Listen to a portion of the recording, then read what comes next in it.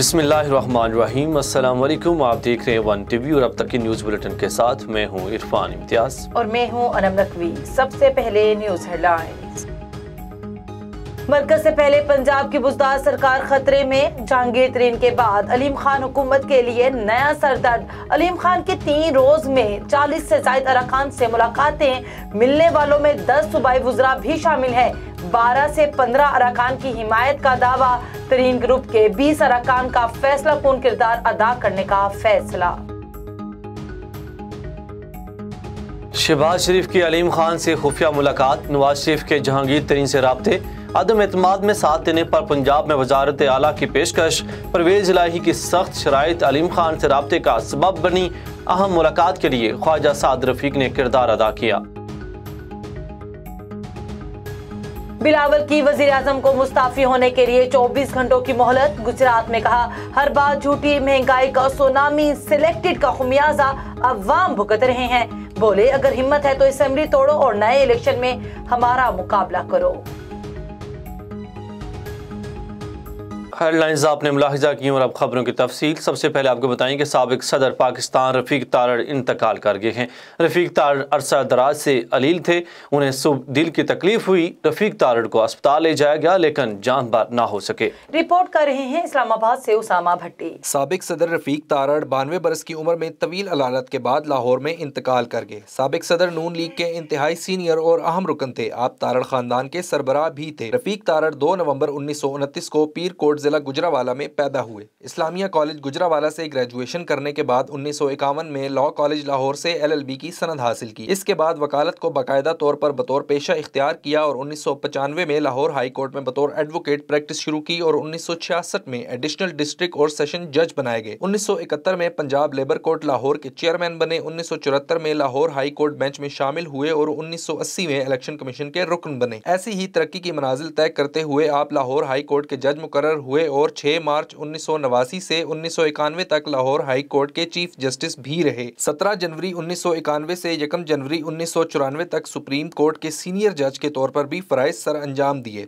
मोहम्मद रफीक तारड़ 1997 में supreme court के जज के तौर पर रिटायर हुए। रिटायरमेंट के बाद 65 साल की उम्र में उन्होंने नवाज शरीफ के कानूनी मुशीर की हैसियत से काम शुरू किया और यूं उनकी सियासत में आमद हुई और पाकिस्तान मुस्लिम लीग नवाज के टिकट पर सेनेट के रुकन मुंतखब हुए। उन्होंने नवाज शरीफ की जलावतनी और उसके बाद भी नवाज शरीफ का भरपूर साथ दिया और वो नवाज शरीफ के इंतहाई करीबी और काबिल एतमाद साथियों में से थे। जिस साल वो बतौर जज रिटायर हुए उसी साल मुस्लिम लीग नून के सदर के तौर पर सेनेटर भी मुंतखब हुए। जिस साल वो बतौर जज रिटायर हुए उसी साल मुस्लिम लीग नून ने उन्हें पाकिस्तान के सदर मुमलिकत के ओहदे पर फाइज कर दिया। रफीक तारड़ ने 1 जनवरी 1998 को पाकिस्तान के नवे सदर का हल्फ उठाया। 1999 में जनरल परवेज मुशर्रफ की तरफ से मियां नवाज शरीफ की हुकूमत की बरतरफी के बाद उन्हें ओहदे से नहीं हटाया गया और इस तरह वो 20 जून 2001 तक सदर मुमलिकत के मनसब पर फाइज रहे। वो पाकिस्तान के नवे सदर थे। इनके दौर में सदर के इख्तियारात को बतदरीज कम किया गया और बिल आखिर 13वीं तरमीम के जरिए सदर के इख्तियारात में आइन की रूह के मुताबिक मुकम्मल तौर पर कमी कर दी गई। तवील अलालत के बाद 92 साल की उम्र में आज लाहौर में मोहम्मद रफीक तारड़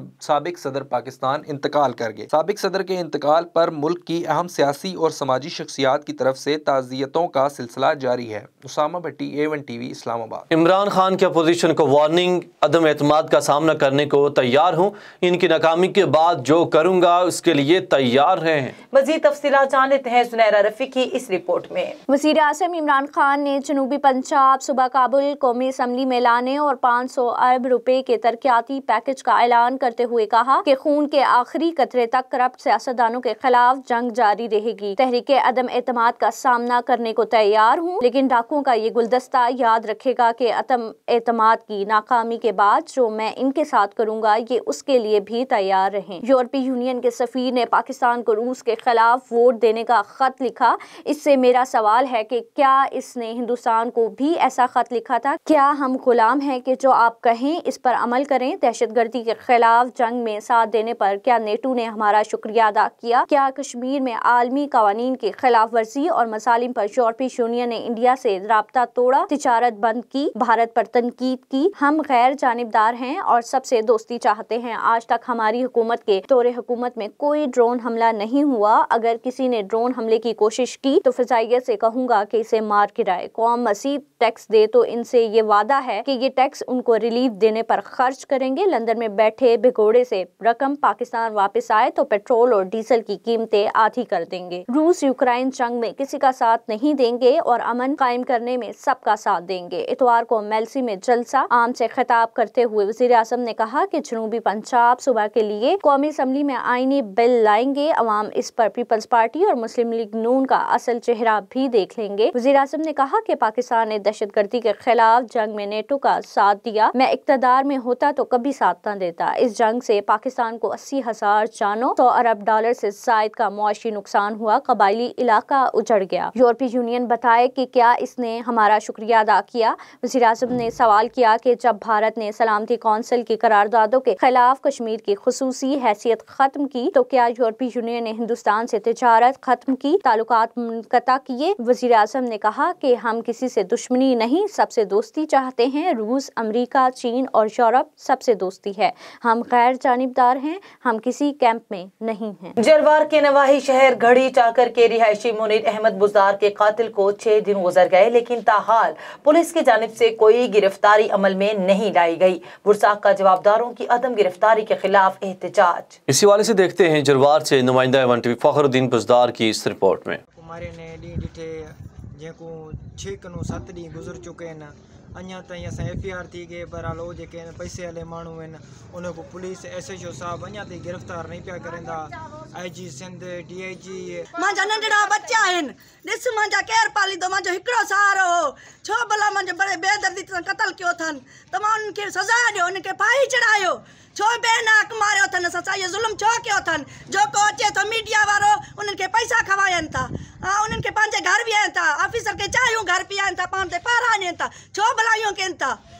अॼु 6 ॾींहं आहे, मुंहिंजे पुट जो कोई साबुत न आहे, कोई इहो न आहे, कोई कदम नथी खणे सूबेदार मीर जरवार वारो। अबे खे चवां असां बेवा बे इन जे वारसी जे पिया हूंदा, न को ॿुधे थो न सुणे थो। मुंहिंजी SP खे DSP खे IG खे DIG खे सखर वारे ऑफिसरनि खे सभिनि खे मुंहिंजी पुकार आहे, असां ग़रीबनि जी मदद करनि, असां ग़रीबनि जो हक़ अदा थिए। मुंहिंजो मज़लूम पुट नाक नादुल ॾींहुं ॾिठे जो क़त्ल कयुनि। ॾिठे था मनल ज़ुल्म किता ने, मनल कहर किता ने, अहिड़ा ज़ुल्म नहीं थींदा, कोई हुकूमत नहीं पई उथदी, कोई कुछ फरियाद मरी नहीं पिया गिनता। मनल क्यों अहिड़ा ज़ुल्म है, हर को अपना पेट भरेंदा पिया। बेदर्दी से कत्ल होने वाले मुनीर अहमद बुज़दार की वर्षा का कहना है कि कत्ल का मुकदमा जरवार थाने के ऊपर शमन बुज़दार, अली मोहम्मद बुज़दार और 2 नामालूम अफराद के ऊपर दर्ज करा है। ताल पुलिस ने अभी तक एक भी मुलजिम को गिरफ्तार नहीं किया। इन्होंने मुतालबा करते हुए IG सिंध DIG सखर और SSP घोटकी से मुतालबा किया कि फिलफोर नोटिस लेकर वाक़े में मुलविस जवाबदारों को गिरफ्तार करके कैफर किरदार तक पहुँचाया जाए। कैमरा टीम के हमरा Fakhruddin Buzdar, A1 TV news Jarwar. बरिया सिटी में गुज़श्ता रात कुल्हुड़ा बरादरी और राजपूत बरादरी के झगड़े में 10 अफराद शदीद जख्मी हुए, मगर पुलिस की अनोखी कार्रवाई कुल्हुड़ा बरादरी के परवेज कुल्हुड़ू की भाई रुस्तम कुल्हुड़ू को पिस्तौल होने के इल्जाम में गिरफ्तार कर लिया। वीडियो में देखा जा सकता है कि जब कैमरे के सामने तलाशी ली गई तो रुस्तम कुल्हुड़ू से कोई पिस्तौल बरामद न हुई, जिसके बाद पुलिस ने रुस्तम कुल्हुड़ू को लाकअप में बंद कर दिया। रुस्तम के भाई परवेज का कहना था कि मैं जब झगड़े की कवरेज कर रहा था तो राजपूत बरादरी के लोगों ने मुझे कवरेज करने से रोकने की कोशिश की और फिर मेरे ऊपर हमला भी कर दिया। मुज़ाहमत के नतीजे में मेरा सर फोड़ दिया और मेरा बाजू भी शदीद जख्मी कर दिया, जिसके बाद उन्होंने मेरे भाई को गिरफ्तार करके नामालूम मुकाम पर मुंतकिल कर दिया। उन्होंने आला हुकाम से मुतालबा किया कि मेरे साथ इंसाफ किया जाए और मेरे भाई को आज़ाद करवाया जाए। मूंखे ज़ख्मी कयो अथनि, मुंहिंजो मग़ज़ फाड़ियो अथनि, ऐं हीअ ॿांह मुंहिंजी जेको आहे डैमेज कई अथनि। हू एतिरो किरी सघंदा, साफ़ इन मथां तशद्दुद कंदा त माना छा था करे सघनि, हर कुझु करे सघंदा न। पुलिस जे माना ॻाल्हाईंदा, पुलिस खे बि घटि वधि ॻाल्हाइनि, पुलिस खे बि धक आहिनि। शहर जे तक़रीबन बिरादरी जेके बि बिरादरियूं आहिनि सभिनी खे गारियूं ॾींदा रहिया। असां उहा कवरेज कई, मुंहिंजी मोबाइल उन खां पोइ उन्हनि मोबाइल खसी आहे, मुंहिंजी रिकॉर्डिंग जेका हर शइ उहा उन वटि न्यू कराची नाजमाबाद 4 नंबर चिन्योट अस्पताल के करीब घर में फायरिंग से 2 खातून जान बहक हो गई। वाकये की इत्तला मिलते ही पुलिस ने जाए वक़ुआ पर पहुंचकर तफ्तीश का आगाज कर दिया। इसी हवाले से SSP सेंट्रल मारूफ उस्मान का कहना था कि मरने वाले दोनों खवातीन माँ और बेटी हैं। मकतूलीन की शनाख्त रोबीना और हिना के नाम से हुई। क्राइम सीन यूनिट मौका पर पहुंच गई है। शाहिद जमा किए जा रहे हैं। जाम बहक दोनों खातून की नाशें पोस्टमार्टम के लिए सिविल अस्पताल मुंतकिल कर दी गई हैं।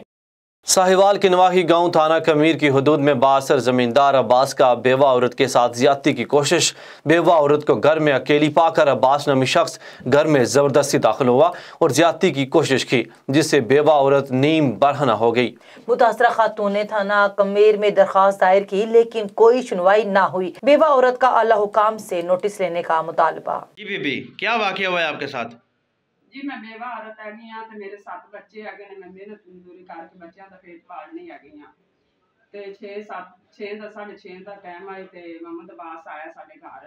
ਉਹਨੇ ਮੈਨੂੰ ਛਿਕਿਆ ਜ਼ਰੂਰ ਆਇਆ, ਜ਼ਿਆਦਤੀ ਕਰਨ ਦੀ ਕੋਸ਼ਿਸ਼ ਕੀਤੀ ਹੈਗੀ ਹੈ ਤੇ ਮੈਂ ਸ਼ੋਰ ਮਚਾਇਆ ਹੈਗਾ ਤੇ ਆਂਢੀ ਗੁਆਂਢੀ ਆ ਸੁਣ ਕੇ ਆ ਕੇ ਤੇ ਉਹਨਾਂ ਮੈਨੂੰ ਬਚਾ ਲਿਆ ਹੈਗਾ। ਤੇ ਹੁਣ ਕੀ ਅਪੀਲ ਕਰਨਾ ਚਾਹਨੀ ਹੈ ਤੂੰ ਅਹਿਲਾ ਕਾਮ ਦੇ ਨਾਲ? ਮੈਂ ਡੀਪੀਓ ਤੇ ਵੀ गई है ते दूसरे ते आर्मी ते भी ते मैं इनका इंसाफ लेना चाहनी है। थोड़ा ना इंसाफ नहीं होया? नहीं को नहीं आया। जिला सजावल के मुख्तलिफ महकमों में करप्शन के खिलाफ सिंध यूनाइटेड पार्टी की जानिब से अमीर आज़ाद महवर गुल हसन रिंद दादा खान सिंध की क़यादत में एहतजाजी रैली निकाली गई, जिसमें सरकारी महकमों में करप्शन के खिलाफ शदीद नारेबाजी की गई। मज़ीद जानते हैं शहबाज मेमन की इस रिपोर्ट में। जिला सजावल के मुख्तलिफ महकमों में करप्शन के खिलाफ सिंध यूनाइटेड पार्टी की जानिब से अमीर आज़ाद पवर गुल हसन रिंद दादा खान सिंधी की क़यादत में मामूलारो चौक से पब्लिक पार्क तक एहतजाजी रैली निकाली गई, जिसमें सरकारी महकमों में करप्शन के खिलाफ शदीद नारेबाजी की गई।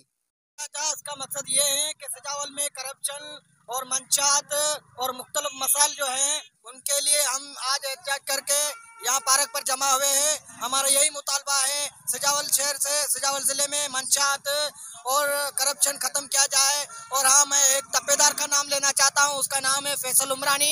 उसको भी मैं ये चेतावनी देना चाहता हूँ कि यहाँ के जो मजलूम बंदे हैं उससे तुम पैसे लेकर गलत काम कर रहे हो, उनसे पूरे काम कर रहे हो। हम इस चीज़ की मजम्मत करते हैं। हम तुम्हें भी चेतावनी देते हैं, अपना रवैया दुरुस्त करो। अगर तुमने चेंज नहीं किया, तुम सही नहीं हुए, तुमने अपना रवैया दुरुस्त नहीं किया, तो हम तुम्हारे खिलाफ पूरे जिले में तहरीक लाएंगे। आज का जो एहतजाज है ये सजावल के ज़ाती मसाइल जो है करप्शन के खिलाफ, टाउन कमेटी में करप्शन, अस्पताल में करप्शन, अपने ये जाओ अपने ना पुलिस वाले अपना काम सही करते हैं, ये इनके खिलाफ हमने आज एहतजाज किया है। उस पार्टी गवर्नमेंट की तरफ से और इंतजामिया की तरफ से जिले सजावल में करप्शन की जा रही है, खासतौर पर लोकल गवर्नमेंट के जो डिपार्टमेंट्स हैं, यूनियन काउंसिल्स, टाउन कमेटीज और रेवेन्यू, तो वहाँ पे जो भी इन्होंने करप्शन की है और करप्शन करके ये अपने एहतजाज कर रहे हैं, लॉन्ग मार्च कर रहे हैं, कभी ट्रैक्टर मार्च कर रहे हैं और वो पैसे हमारे हैं, वो हमने टैक्स दिया है। सजावल शहर में सफाई सुथराई का कोई निज़ाम नहीं है। अफसरान अपनी ऑफिसों तक महदूद हो गए हैं, मगर कहीं बोलने वाला नहीं है। पीपल्स पार्टी ने सिंध को तबाह कर दिया है। सिंध को अभी तक पीपल्स पार्टी ने कुछ भी नहीं दिया है। उन्होंने कहा है कि टाउन कमेटीज, यूनियन काउंसिल और तमाम सरकारी महकमों की बजट ईमानदारी से खर्च की जाए। तब्बेदार फैसल उमरानी ने भी करप्शन की बाजार गर्म की है। जलालपुर बटिया में government high school Rasulpur Tarar की ग्राउंड और इतराफ में नालों का गंदा पानी जमा होने से ताउफन फैलने लगा।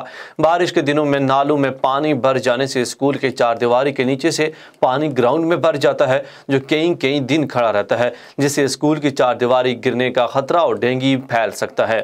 स्कूल में पढ़ने वाले 9 निहालों का कहना है कि खड़े पानी की बदबू और ताफुन से हमारे स्कूल में असेंबली भी नहीं होती और कई दिन हम खेल कूद जैसी सेहतमंदाना सरगर्मियों से भी महरूम रहते हैं। स्टाफ और तलबा का कहना है कि DCO हफ्जाबाद और महकमे तालीम के आला हुकाम से अपील है कि वो स्कूल में गंदा पानी जमा होने के मामले का कोई बेहतर हल करें, ताकि हम पुरफुजा और सेहतमंदाना माहौल में अपनी तालीमी सरगर्मियाँ जारी रख सकें। A1 टीवी से फिल वक्त इतना ही। मज़ीद खबरों और अपडेट्स के लिए देखते रहिए A1 टीवी। A1 टीवी, सब पे नजर, अंदर की खबर।